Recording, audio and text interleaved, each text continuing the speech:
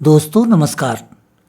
मैं बीएम मिश्र अनसुने किस्से में आप सबका स्वागत करता हूं। अनसुने किस्से में मैं इस मंगलवार आपके लिए लाया हूं कहानी 1.5 गज की देहरी। प्रेम में बड़ी से बड़ी मुसीबत का हल छुपा होता है, बस जरूरत है इसे महसूस करने की। खास तौर से बच्चों के निश्चल प्रेम में तो कठोर लोहे को भी पिघला देने की ताकत होती है। सरमन अपने पिता द्वारा किए गए हिस्सा बांट से असंतुष्ट था। उसने कचहरी की शरण ली, लेकिन 3 साल तक जूते घिसने के बाद भी उसे कुछ हासिल नहीं हुआ। पेशी में जाते जाते वो थक गया। फिर एक दिन उसके मासूम भतीजे की मीठी बोली ने पल भर में उसकी समस्या का समाधान कर दिया।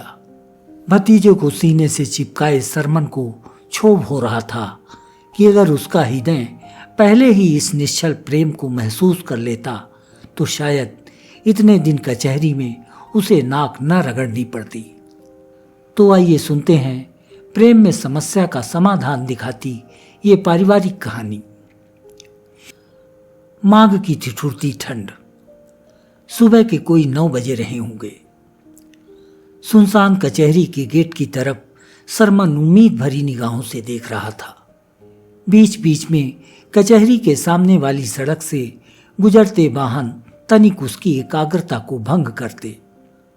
पल भर के लिए उसकी आंखों की पुतलियां उन वाहनों की ओर घूमती और फिर कचहरी के जालीदार गेट पर आकर टिक जाती। लगता है अभी टाइम नहीं हुआ, वकील साहब भी नहीं आए। आज तो वकील साहब से फाइल ढूंढवा कर ही मानूंगा। पता नहीं किस गड्ढे में दब गई मेरी फाइल। 3 साल हो गए। हर पेशी में बाबू साहब फाइल न मिलने का बहाना बनाकर टरका देते हैं। बस अब और नहीं, थक गया हूं पेशी में आते आते। हर महीने 4 चक्कर लगाता हूं। वकील साहब की 50 रुपए की बंधानी तय है, किराया भाड़ा अलग से, रोटी दाना से भेंट नहीं। कब तक चलेगा ऐसे? फटी हुई मिर्जई को मैले कंबल से ढकता हुआ सरमन अपने किटकिटाते दांतों को स्थिर करने की कोशिश कर रहा था। अचानक उसका ध्यान ठंड दूर करने के रामबाण शस्त्र बीड़ी पर गया। उसे याद आया कि जब घर से चला था तो एक बीड़ी सुलगाई थी, एक सुट्टे में ही आधी जल गई थी। सरमन ने जेब में हाथ डालकर आधी बची बीड़ी निकाली और उसे माचिस का सानिध्य दिया। बीड़ी का धुआं जब फेफड़ों तक पहुंचा तो सरमन का चेहरा देखते ही बन रहा था। गजब की ऊर्जा। लगा जैसे सर्दी डर के मारे कहीं दुबक गई हो। ठंड से कांप रहे सरमन के शरीर में फुर्ती का संचार हो रहा था। उसने सिर ऊपर उठाया और फेफड़े में भरा सारा धुआं कचहरी के गेट की तरफ ऐसे छोड़ा मानो वो उसे ताले में बंद अपनी फाइल तलाश करने के लिए भेज रहा हो। सरमन बाबू साहब के दफ्तर की ओर बढ़ रहे धुएं को देख ही रहा था कि उसके बगल में आकर रुके स्कूटर की टी टी ने उसे पुनः शीतलहर में झोंक दिया। उसके दांत फिर किटकिटाने लगे। वो स्कूटर की तरफ घूमा। वकील साहब के मुंह से टपक रहे पान के साथ कत्था और चूना मिश्रित लार ने सरमन का अभिनंदन किया। का सरमन, बड़े सवेरे ना गए? जब जानते हो कि कचहरी 11 बजे के बाद ही खुलती है तो काहे ठंड में प्राण देने चले आए? वकील साहब ने सरमन पर सहानुभूति की चाशनी छिड़की।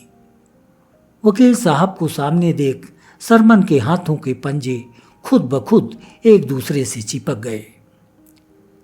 सरकार, आज हमारी फैलियां ढूंढवा देंगे ना? अब हम थक गए हैं सरकार। सैकड़न पेशी हो गई, अब तक मिला कुछ नहीं। जो कुछ बचा खुचा के रखा था सब सुहा हो गया। अब रहम करिए सरकार, आज निपटवा दीजिए हमारा मामला। हाँ हाँ ठीक है, कहते हुए वकील साहब कचहरी के गेट के अंदर ऐसे घुसे जैसे कोई पहलवान अखाड़े में ताल ठोंकने जा रहा हो। सरमन वकील साहब के पीछे दौड़ पड़ा। सरमन, ठंड बहुत है, सामने वाले ठेले से एक चाय तो लाना जरा।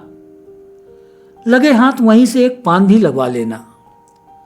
दोबारा काहे को जाओगे? चाय का गिलास खाली करने के बाद वकील साहब ने जब पान चबाने के लिए मुंह खोला तो सरमन को लगा जैसे उसकी फाइल उनके मुंह में ही कहीं दबी पड़ी हो।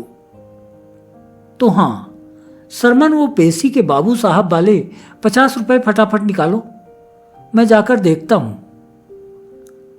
सरमन ने मिर्जाई कमर के ऊपर तक उठाई और पर्दनी की छोर में छटपटा रहा एक पुराना सा नोट निकालकर वकील साहब के हाथ में धर दिया। सरकार, मेरी जमा पूंजी का ये आखिरी टुकड़ा है, अब लाज बचा लीजिए सरकार। वकील साहब बाबू साहब के दफ्तर में घुस गए। सरमन दफ्तर की सीढ़ियों का सहारा लेकर वहीं बैठ गया। फिर सिर पर दोनों हाथ रखकर वो ना जाने कहां खो गया। सरमन और राधे दोनों सगे भाई थे। दोनों का विवाह हो चुका था। छोटे भाई राधे के साल भर का बेटा बंटू भी था, लेकिन सरमन की कोई औलाद नहीं थी। जन्म के बाद से ही बंटू का ज्यादातर समय सरमन की गोद में बीता। सरमन भी बंटू को बहुत प्यार करता था। सरमन जब घर में होता तो बंटू उसके साथ ही खेलता। सरमन खेत में काम करने के बाद शाम को जब घर लौटता तो हमेशा बंटू उसका इंतजार करते मिलता। फिर बंटू उसके साथ रात तक मस्ती करता और उसके पास ही सो जाता। 4 साल पहले सरमन और राधे के सिर से पिता का साया उठ गया। जाने के पहले उन्होंने सरमन और राधे को अपने पास बैठाकर हिस्सा बांट करवाया, इस नसीहत के साथ कि जितना है उसी में प्रेम से गुजर बसर करना। कोई काम ऐसा न करना कि लड़ाई झगड़ा की नौबत आए। चुमा सूत लगाकर पुश्तैनी घर के 2 हिस्से किए गए। एक तरफ राधे और दूसरी तरफ का हिस्सा सरमन को सौंप दिया गया। घर का निर्माण थोड़ा तिरछा था, इसलिए निकास द्वार सरमन के हिस्से में आ गया। लेकिन पिता ने जोर देकर कहा था, इसका उपयोग दोनों बराबर रूप से करना। ये 1.5 गज की देहरी तुम दोनों की शान है। जीवन भर ये मानकर चलना कि यह चौखट तुम्हारे पिता की है और इस पर तुम दोनों का बराबर का हक है। लेकिन पिता के जाने के साल भर बाद ही सरमन उनकी नसीहत भूल गया। एक दिन उसने छोटे भाई राधे से कहा कि वो अपने आने जाने के लिए अपने हिस्से की ओर नया दरवाजा बनवा ले। जीवन भर एक दरवाजे से दोनों का निस्तार संभव नहीं है। लेकिन राधे ने पिता की इच्छा का हवाला देते हुए नया दरवाजा बनवाने से इनकार कर दिया। सरमन के कई बार कहने के बावजूद राधे उसी दरवाजे का उपयोग करता रहा।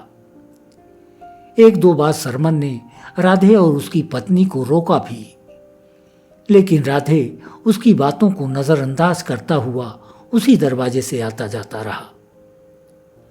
राधे द्वारा बात न मानना सरमन को अपनी तौहीन लगी। धीरे धीरे सरमन के कलुषित भाव उसकी जुबान तक आने लगे। वह बार बार राधे को टोकने लगा। एक दिन राधे ने 2 टूक कह दिया, मैं जब तक जीऊंगा इसी दरवाजे से आऊंगा जाऊंगा। भैया, अगर तुम्हें दिक्कत है तो तुम ही बनवा लो नया द्वार। सरमन को राधे की बात चुभ गई। उसने वकील से मिलकर कचहरी में घर के पुनः बंटवारे की अर्जी लगा दी। मामला जब न्यायाधीश के पास पहुंचा तो उन्होंने सरमन को समझाने की खूब कोशिश की। उसे भाई के साथ मिलजुल कर रहने की सलाह दी, लेकिन वो नहीं माना। सरमन कचहरी के चंगुल में फंस गया। 3 साल पेशी दर पेशी से उसके कई जोड़ी जूते घिस गए। हर पेशी में कचहरी के बाबू का रटा रटाया वाक्य होता। न जाने तुम्हारी फाइल कहाँ दबी पड़ी है, मिल ही नहीं रही है। जाओ, अगली पेशी में आना, ढूंढ कर रखूंगा। आज सरमन बड़ी उम्मीद के साथ कचहरी पहुंचा था। पिछली पेशी में वकील साहब ने भी विश्वास दिलाया था, अगली बार ढूंढवा कर रहूंगा मैं तुम्हारी फाइल मिलते ही फैसला हो जाएगा। राधे को अलग दरवाजा बनवाना ही पड़ेगा। बड़े बाबू के दफ्तर की सीढ़ियों से किसी के उतरने की आहट ने ऊँघ रहे सरमन को अचानक चैतन्य कर दिया। उसे लगा जैसे जीत खुद चलकर उसके करीब आ गई हो। सामने वकील साहब खड़े थे। का बताएं सरमन, ये बाबू ना, बहुत ढूंढा, आज फिर नहीं मिली तुम्हारी फाइल। चलो कोई बात नहीं, अगली पेशी में देखेंगे। सरमन का मुंह लटक गया और मायूस होकर वापस घर की ओर चल पड़ा। सरमन घर से चंद कदम दूर था कि ताऊ आ गए, ताऊ आ गए चिल्लाता हुआ बंटू दौड़ कर आया और सरमन के पांव को पकड़कर लिपट गया। दिन भर का भूखा प्यासा सरमन बंटू को नजरअंदाज करते हुए अंदर चला गया और अपनी खटिया पर गिर पड़ा। थकान से उसका पूरा शरीर टूट रहा था। उसने आंखें बंद कर ली। थोड़ी देर में बंटू चुपके से आया और सरमन का पांव दबाने लगा। ताऊ, आज बहुत थक गए हो ना? ये कहते हुए बंटू सरमन के सीने से चिपक गया। बंटू का प्रेम भरा स्पर्श पाकर सरमन की सारी थकान छूमंतर हो गई। उसने दोनों हाथों से बंटू को कस लिया। हाँ बेटवा, आज मैं बहुत थक गया हूं। ताऊ, मेरे पापा कह रहे थे कि कल हमें अपने घर में नया दरवाजा बनाना है। तुम्हारे ताऊ अब हमें अपने दरवाजे से नहीं निकलने देंगे। ताऊ, क्या मुझे भी नहीं आने दोगे अपने पास? बंटू की बाल सुलभ बातें सरमन को भरी ठंड में तपन का एहसास करा रही थी। शायद उसके मन में पश्चाताप की लपटें उठने लगी थी। सरमन की आंखें भर आईं। नहीं बेटवा, यह दरवाजा हमेशा तुम्हारा रहेगा। जब जी चाहे आ जा सकते हो। जाओ, अपने पापा से कह दो, कोई जरूरत नहीं है नया द्वार बनवाने की। सरमन को क्षोभ हो रहा था कि अगर उसका हृदय पहले ही इस निश्चल प्रेम को महसूस कर लेता तो शायद इतने दिन कचहरी में उसे नाक न रगड़नी पड़ती। 1.5 गज की देहरी के लिए वो 3 साल से जिस मुसीबत के फंदे को गले में लटकाए भटक रहा था, उस फंदे को नन्हे बंटू की जुबान से निकली तोतली बोली ने पल भर में खोल दिया। मित्रों, आपको ये कहानी कैसी लगी कमेंट बॉक्स में हमें जरूर बताएं।